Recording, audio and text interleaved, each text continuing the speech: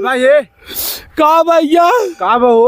अरे भैया हम नेटवर्क मार्केटिंग वाला आई के लमलम कौन कंपनी रही जाना हाँ। उस सेमिनार में बुलाए रही कहत रही कोट टाई पहन के आना। तो भैया हमारे पास पैसा नहीं रहा तो हम बाबू के कहे कि हम रातों रात करोड़पति बने वाला आई, हमें यहाँ पर भैंसिया बेच के पैसा दे दे। तो भैंसिया 50,000 के बेचे रहे, 20,000 भैया हम ले लिया। हाँ। गए भैया कोट टाई ले के सेमिनार अटेंड किए।